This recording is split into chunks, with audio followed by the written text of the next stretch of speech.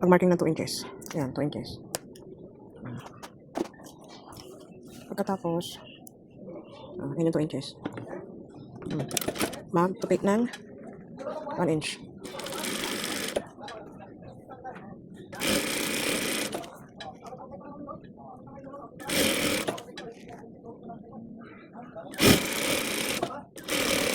Ayan. Pagkatapos, ito yung 2 inches. 1, 2. Ganun din sa baba.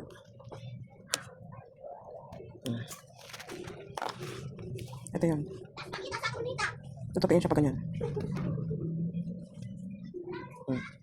Yan. Nagiging ganun na siya. Ganyan. Ito. Ayan, igaganon na yan. Tapos pa ganun. O yan yung pinaka-hidden placket niya. Naka-close yung taas. Hidden placket. Ayan na yun. Pantay lang siya dyan.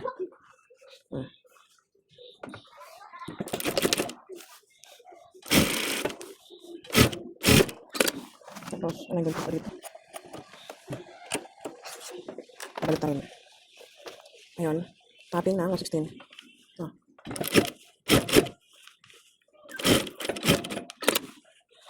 Ito rin.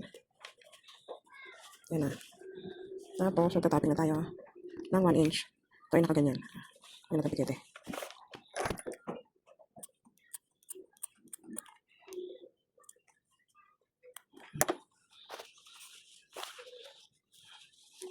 Yan, flat lang, flat. Yan. Tapos ito nakapasok ng 116. Itong guide ko na to, 1 inch yan. Kapag ganun mo lang yan.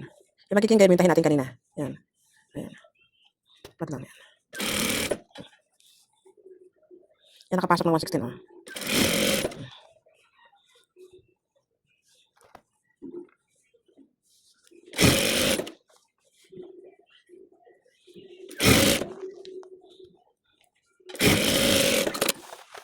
Ito na yung hidden placket. Yan na. Dito yung button hole. Tapos doon naka-close siya. Nakaganon. Yan yun. Ito yung may hidden placket. Yung sa ilalim naman nito, kasi pantay ang gupit niyan, magbabawas tayo dito ng 2 inches. O yan, nag-marking na ako ng 2 inches. Babawasan natin siya.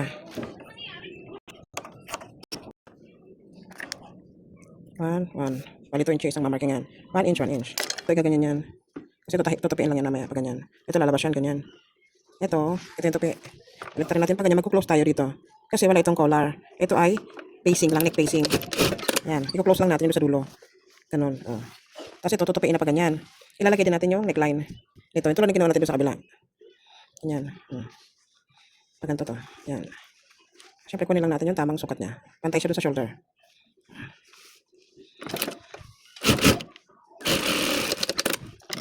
Pagkatihan. Tapos gupitin natin yung sobra. Tapos, 116. Ang iwa 116 natin yung neck placing. Ito yun. Ito. Ayan, tapos balik na rin. Papapunta na sa ilalim yung neck placing. Ito naman pakabila. Pag-guide tayo dito ng 1 inch.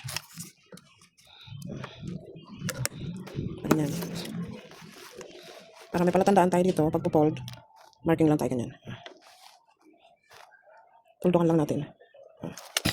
Tapos, patapping natin na 116. Flat mo lang ganyan. Pantay doon. Kasi ito, ipo-fold mo lang. Ganyan. Ito, 1 inch. Tapos, ganun. 1 inch ang ilalim, 1 inch ang ibabaw. Mag-guide ka lang, para hindi, ayan yung tinundok natin. Tapos yun.